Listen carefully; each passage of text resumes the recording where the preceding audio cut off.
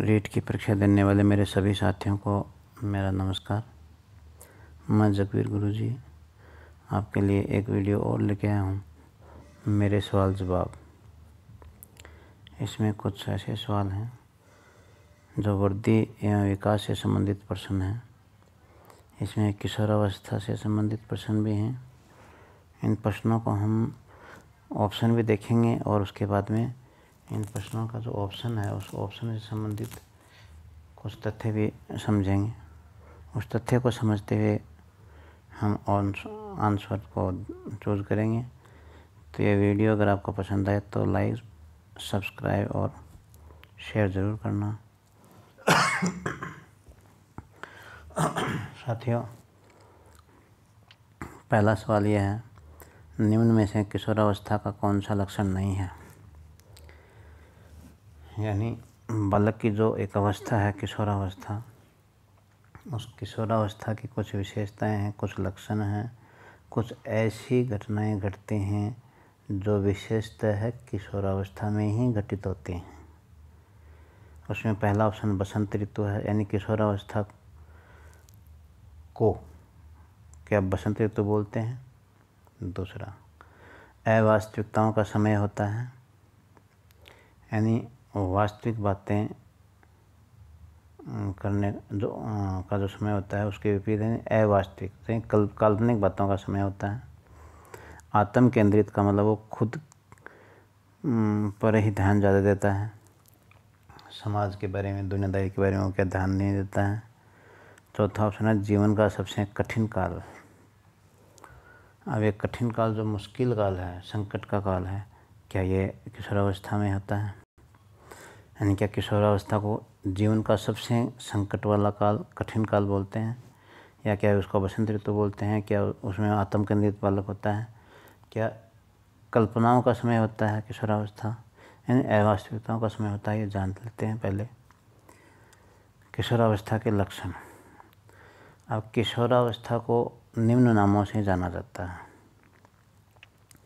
यानी जीवन का सबसे कठिन काल होता है, एक ऑप्शन। अब जीवन में अलग अलग तरह के काल आते हैं, उसमें सबसे संकट वाला जो काल है, बहुत मुश्किलों का दौर आता है, वो किशोरावस्था में आता है, इसलिए इसको जीवन का सबसे कठिन काल माना गया है। किशोरावस्था एक परिवर्ती अवस्था होती है। अब ये अवस्था भी एक ऐसी अवस्था है जो हम समझने से कि भी एक तो होती है आवर्ती और अनुवर्ती और एक है परिवर्ती। एक ऐसी अवस्था जो बाद में भी आती है, उसके कुछ लक्षण।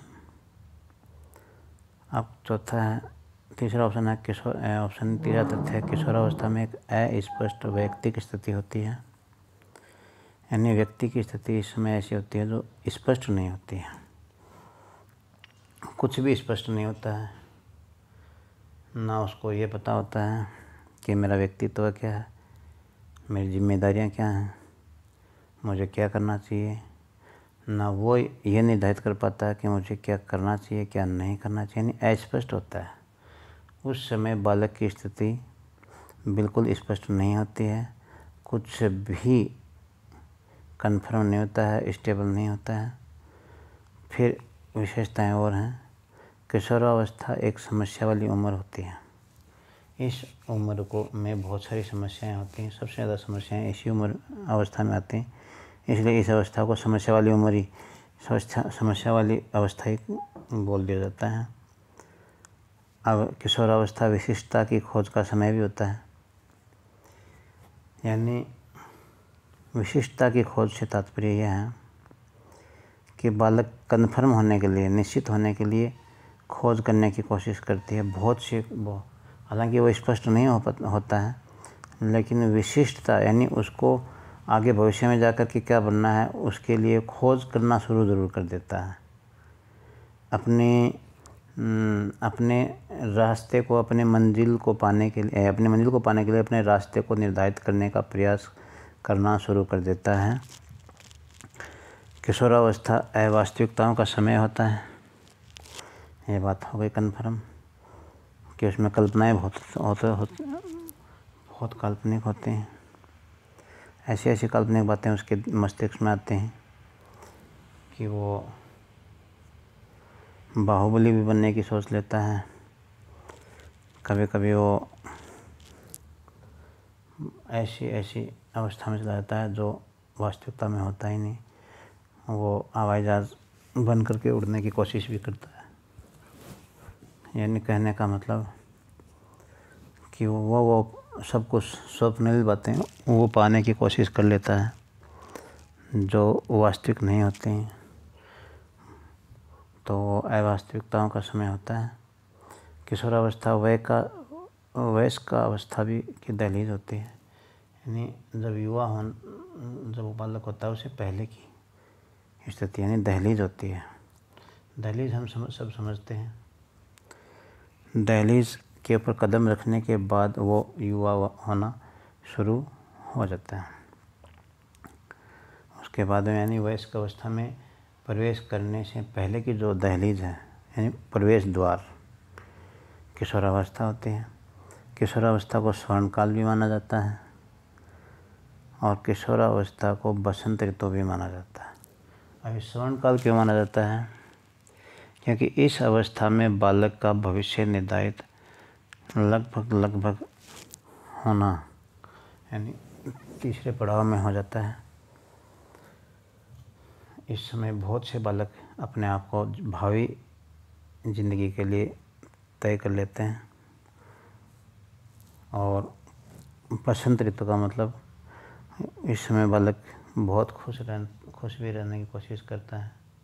यानी पतझड़ के बाद में बसंत आता है तो इसमें नई नई उम्मीदें नए नए सपने आते हैं।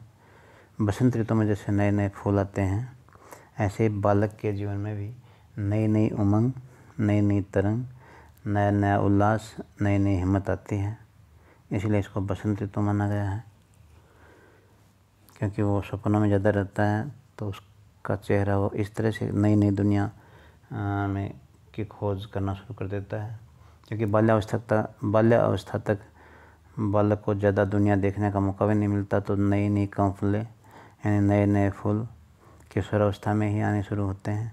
उसी समय वो बाहरी दुनिया को जानने की ज़्यादा से ज़्यादा कोशिश करता है। समाज के संपर्क में ज़्यादा आने लगता है तो वहाँ समस्याएं भी आती हैं, वहाँ वो सपने भी देखता है और नई नई उम्मीदें भी जगती हैं। तो इसलिए उसको बसंत ऋतु भी माना गया है। तो अब यहाँ पर हमारे पास ऑप्शन पहला बसंत ऋतु बिल्कुल सही तथ्य है। अवास्तविकताओं का समय ये भी बिल्कुल किशोरावस्था का लक्षण है। चौथा ऑप्शन जीवन का सबसे कठिन काल ये भी सही है। लेकिन तीसरा ऑप्शन है वो आत्म केंद्रित है। ये ऑप्शन किशोरावस्था की विशेषता नहीं है। आप समझ गए होंगे कि बाकी जो 3 विशेषताएं हैं वो किशोरावस्था से संबंधित लक्षण हैं। लेकिन एक लक्षण ऐसा है जो आत्म केंद्रित वाला है, वो किशोरावस्था का नहीं है। वो शैशवावस्था में अधिक पाई जाती है। शैशवावस्था के अंदर बालक आत्म केंद्रित होता है, किशोरावस्था में नहीं होता। यहाँ दूसरा प्रश्न है बाल्यावस्था के विकासात्मक कार्य और विशेषताएं नहीं है का मतलब यहाँ 4 ऑप्शन दिए हुए हैं। 4 में से 3 विशेषताएं ऐसी हैं जो बाल्यावस्था की विशेषता हैं, बाल्यावस्था के काम हैं। लेकिन एक विशेषता ऐसी है जो इस ऑप्शन में दी हुई है, वो बाल्यावस्था की नहीं है, किसी और अवस्था की हो सकती है लेकिन बाल्यावस्था की नहीं है। पहला है जीववाद, दूसरा प्रतिमूर्ति निर्माण, तीसरा स्वकेंद्रित, चौथा विशिष्टता की खोज। तो यहाँ हम तथ्य जान लेते हैं। पहले बाल्यावस्था के विकासात्मक कार्य और विशेषताएं, यानी बाल्यावस्था के विकासात्मक कार्य और विशेषताएं कौन कौन से हैं वो देख लो। प्रतिमूर्ति निर्माण यानी मॉडल निर्माण, यानी कहने का मतलब कि वो सचिन तेंदुलकर को जब खेलते हुए देखता है तो अपने आप को सचिन तेंदुलकर मान लेता है। जब वो एम.एफ. हुसैन को पेंटिंग करते हुए देखता है तो वो खुद भी अपने आप को एम.एफ. हुसैन मान करके चित्र बनाना शुरू करता है। यानी वो जैसा जैसा समाज में देखता जाता है उसकी प्रतिमूर्ति उसके मस्तिष्क में बनती जाती है। यानी वो शाहरुख खान की फ़िल्म देखता है तो हूबहू अपने आप को शाहरुख खान जैसा बनाने की कोशिश करता है। उसी तरह से हेयर स्टाइल, उसी तरह से बोलने की कोशिश करता है, उसी तरह से एक्टिंग करने की कोशिश करता है। जब वो प्रधानमंत्री नरेंद्र मोदी का भाषण सुनता है तो वो सोचता है कि मुझे भी नरेंद्र मोदी होना चाहिए, तो उसी तरीके से पेश आता है। और यानी वो अपने मस्तिष्क में प्रतिमूर्ति निर्माण यानी मॉडल बना लेता है। यानी इसका एक मतलब और भी है यहाँ पर कि अपने आदर्श को स्थापित कर लेता है। वो किसी न किसी क्षेत्र में किसी व्यक्ति विशेष को अपना आदर्श मानना शुरू कर देता है। फिर अजीववाद। तीसरा है स्व केंद्रित यानी आत्म केंद्रित। और फिर है अक्षर लिखना, अहमवादी भी इसको बोलते हैं। गिनती गिनना, ये बाल्यावस्था की विशेषताएं हैं। रंगों को पहचानना, वस्तुओं को क्रम से रखना, हल्के भारी का ज्ञान होना, घर के छोटे छोटे कार्यों में मदद करना, अनुत्क्रमणशीलता, और है ओडिपस व इलेक्ट्रा ग्रंथि का विकास। यानी यहाँ पर स्व केंद्रित, अहमवादी व आत्म केंद्रित भी आया था एक शब्द। यानी वो खुद तक ही सीमित होता है। आत्म केंद्रित यानी अपने आप में ज़्यादा मगन रहता है। सामाजिक समस्याएं, सामाजिक जिम्मेदारियों में उसका ध्यान कम रहता है। लेकिन उसमें उसकी कुछ विशेषताएं ऐसी हैं कि वो अक्षर लिखना शुरू कर देता है, गिनतियों को गिनना शुरू करता है। अपने घर में जब रहता है तो बर्तन गिनना शुरू करता है, पेड़ पौधों की पत्तियों को गिनना शुरू करता है, पेड़ पौधे भी गिनना शुरू कर देता है, अपने घर में पशुओं को गिनना शुरू कर देता है, पैसों को भी गिनना शुरू कर देता है। रंगों की पहचान करना भी सीख जाता है। वस्तुओं को क्रम से रखना भी शुरू कर देता है। उल्टी पुल्टी वस्तुएं रखी होती हैं उनको क्रम से रखना शुरू कर देता है। तो उसको हल्के भारी का विज्ञान होना शुरू हो जाता है। ओडिपस व इलेक्ट्रा ग्रंथि है, ये आपको पता ही है कि जो लड़की है वो अपने पिता से अधिक प्रेम करने लगती है, लड़का वो मम्मी से अधिक प्रेम करना शुरू करता है। तो ये ओडिपस और इलेक्ट्रा ग्रंथि का विकास है वो बाल्यावस्था में ही होता है। ये बाल्यावस्था की एक विशेषता है। अब अगली विशेषताएं हैं अपनों से बड़ों के साथ अंतःक्रिया अर्थात असमान अंतःक्रिया, सर्वव्यापी न्याय में विश्वास। अब इस बात का मतलब ये हो गया कि वो ये मान के चलता है, सर्वव्यापी न्याय में विश्वास का मतलब कि यहाँ जब न्याय होता है तो एक जैसा न्याय होता है, सबके साथ समान व्यवहार होना चाहिए। यहाँ पर वो ये उम्मीद नहीं रखता है कि किसी व्यक्ति विशेष का पक्ष रखते हुए, उसका पक्ष लेते हुए वहाँ पर न्याय नहीं होता है। उसका यही मानना होता है कि सबके साथ में समान व्यवहार होना चाहिए। वो न्याय में विश्वास रखते हैं। अपने साथी मंडली में भी वो सबके साथ में समान व्यवहार रखता है, न्याय की उम्मीद करता है। घर पर भी अपने छोटे भाई बहन या बड़े भाई बहन के साथ में वो न्याय की कोशिश करता है कि सबके साथ में न्याय हो। और अपने से बड़ों के साथ में अंतःक्रिया करना शुरू करता ही है। उनकी सहायता भी करना शुरू कर देता है बाल्यावस्था में। उनके छोटे छोटे उनको पानी पकड़ाना, नाश्ता पकड़ाना ये भी शुरू कर देता है। अपने घर में जो माता पिता, चाचा चाची, ताऊ ताई, दादा दादी, उनकी सहायता करना शुरू कर देता है, उनका कहना मानना शुरू कर देता है। ये बाल्यावस्था की विशेषताएं हैं। लेकिन वो ये ज़रूर ध्यान रखता है कि न्याय सबके साथ में समान रूप से हो। चलना, दौड़ना, कूदना, उछलना, चढ़ना, उतरना आदि, सुनना, बोलना, पढ़ना, लिखना, भाषाएं आदि भाषाई कौशलों की आधारभूत समझ, कहानियाँ सुनना व सुनाना, दोस्त बनाने की पहली शुरुआत भी बाल्यावस्था में ही करता है। यानी ये विशेषताएं बाल्यावस्था की हैं। इसमें मुख्य रूप से एक तो असमान अंतःक्रिया और सर्वव्यापी न्याय में विश्वास, ये दो बातें बहुत अच्छी हैं। अब कुछ और विशेषताएं हैं। इसमें वो मित्रों की संख्या 1 या 2 ही रखना शुरू करता है। ज़्यादा मित्र नहीं रखता है वो। या तो उसका छोटा भाई बहन से ज़्यादा लगाव रखता है, या कक्षा में जब जाता है तो 1 या 2 के साथ में ही दोस्ती रखता है। और जब खेलने जाता है तो वो 1 ही 2 में ही ज़्यादा विश्वास लगता कि यही मेरे दोस्त हैं, उन्हीं के साथ खेलना कूदना उसको पसंद आता है। यानी किसी एक विशेष बालक के साथ में ही वो खेलना कूदना उठना बैठना पसंद करता है। और या एक या दो ही बालक ऐसे होते हैं जो उसके दोस्त होते हैं। अगली विशेषता, दूसरे शिशुओं के साथ खिलौनों से खेलना अक्षणिक मित्रता पसंद है।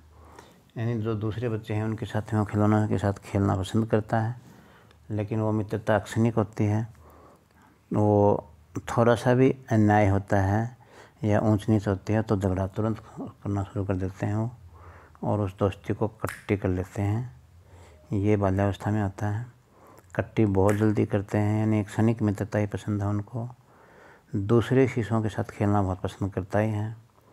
4 वर्ष की आयु तक मलमूत्र विसर्जन पर नियंत्रण कर लेता है। अपने वातावरण के बारे में खोजपूर्ण प्रश्न पूछना शुरू कर देता है। विभिन्न वस्तुएं कैसे संचालित होते हैं ये संबंधित प्रश्न पूछना शुरू कर देता है। ये पूछते हैं कि पापा ये ऊँट इतना ऊंचा क्यों है, ये पेड़ इतना ऊंचा क्यों है, सूरज इधर पूर्व में क्यों उगता है, और वो फलां व्यक्ति मेरा क्या लगता है, ये बस कैसे चलते हैं। ऐसे ऐसे प्रश्न पूछना शुरू कर देता है, और वो अपने दादा दादी को, नाना नानी को, मम्मी पापा को परेशान कर देता है इससे संबंधित प्रश्न पूछ के। और ये बाल्यावस्था में ही होता है ऐसा। लेकिन ये बात ज़रूर है कि मलमूत्र विसर्जन पर अपना नियंत्रण कर लेता है। यानी कि जो बालक का नियंत्रण नहीं था उसको घर वाले ही उसको दिशा तय करते थे कि यहाँ पर आपको मलमूत्र विसर्जन करना है। घर वाले उसके कपड़े धोते थे। वो अवस्था अब बाल्यावस्था में नहीं होती है। वो विशेषताएँ ख़त्म हो जाती हैं और वो अपना नियंत्रण करना शुरू कर देता है, और उसको ये निश्चित हो जाता है कि मुझे शौचालय में ही जाना है, इस समय जाना है, और मुझे अपने आप पर ही इतना नियंत्रण स्थापित करना है कि घर वालों के ऊपर मैं भार नहीं बनूं इस कार्य के लिए। फिर जिज्ञासा प्रवृत्ति ज़्यादा होती है। यानी वो हर चीज़ के बारे में अपने घर वालों से पूछता रहता है, अपने गुरुजी से पूछता रहता है, या परिवार के सगे संबंधियों से हर बात के बारे में पूछते हैं। जैसा मीरा ने पूछा था कृष्ण जी की मूर्ति के बारे में कि ये कौन है, कृष्ण जी की मूर्ति के बारे में माता पिता ने बताया था। तो वो इसलिए बताया था कि उसने पूछा था कि एक घोड़े के ऊपर दूल्हे को देख लिया था कि ये कौन है, कहाँ जा रहे हैं। तो उसकी मम्मी ने बोल दिया था कि ये पति हैं। तो उसने पूछा था कि मेरे पति कौन है, तो कृष्ण जी का नाम ले दिया था। वो जिज्ञासा प्रवृत्ति के कारण हुआ था मीरा में जाना। फिर है अनुकरण के द्वारा सीखना। यानी समाज में उसके संपर्क में रहने वाले जीव जंतु, व्यक्ति, प्राणी जो भी हैं, वो जैसा जैसा करते हैं वैसा वैसा वो करके सीखता है और बहुत प्रयास करता है। ये बाल्यावस्था में ही होता है। यानी टेलीविज़न में कुछ देख लेता है तो फिर बाद में उसी तरह से वो घर के आंगन में काम करना शुरू कर देता है। बहुत बार क्या करते हैं कि पापा को बंदूक चलाते समय देख लेते हैं तो वो घर पे पड़ी बंदूक को भी चलाने की कोशिश कर लेते हैं। पापा कंप्यूटर चलाते हैं, पापा के जाने के बाद में पीछे से वो भी कंप्यूटर चलाते हैं। पापा मोबाइल चलाते हैं, पापा बाहर चले गए, मोबाइल घर छोड़ दिया तो बच्चे उस मोबाइल के लग जाते हैं। ये बाल्यावस्था में विशेष रूप से होता है। यानी लड़कियां हैं, वो मम्मी जैसे साड़ी पहनती है तो मम्मी के सामने या मम्मी के पीछे से वो वैसे ही साड़ी को बांधना सीखना शुरू करती है। मम्मी कैसे कपड़ा पहनती है, कैसे श्रृंगार करती है, तो बच्चियां वैसे ही अनुकरण करती हैं। अब ये बाल्यावस्था की विशेषताएं थी। अब मैं आपको बताऊं इस 4 ऑप्शन में कौन सा आप भी जान गए होंगे कि यहाँ पर जीववाद बाल्यावस्था की विशेषता है तो है, प्रतिमूर्ति निर्माण है तो है, स्वकेंद्रित है तो है। क्योंकि देखो यहाँ ऑप्शन दिए हुए हैं स्वकेंद्रित, अहंवादी और आत्मकेंद्रित। बाल्यावस्था में ये विशेषता है, जीववाद और प्रतिमूर्ति निर्माण में होता है। ये जो विशेषता की खोज है ये मैंने आपको बताया था कि ये किशोरावस्था की विशेषता है, बाल्यावस्था की विशेषता नहीं है। तो साथियों, मैंने बाल्यावस्था की विशेषताएं बता दी हैं। आपको मेरी वीडियो से बाल्यावस्था और किशोरावस्था की विशेषताएं आपने सीख ली होंगी। फिर भी कहीं कोई कमी हो या सुधार की इच्छा हो तो कमेंट बॉक्स में ज़रूर बताना, और मेरी वीडियो को लाइक करना, सब्सक्राइब करना और शेयर करना। जय हिंद दोस्तों। आपका जगवीर गुरु जी कोशिश ये कर रहा है कि आपकी जितनी सहायता हो सकते हैं उतनी मैं कोशिश करूँगा, लेकिन अपने उन साथियों को ये वीडियो शेयर ज़रूर करना जो रीट की परीक्षा दे रहे हैं। हो सकता है वो आपसे बेहतर समझ पाएँ, हो सकता है वो आप जितना नहीं समझ पाएँ, लेकिन मेरी वीडियो को शेयर ज़रूर करना अपने रीट की परीक्षा देने वाले साथियों को। धन्यवाद दोस्तों।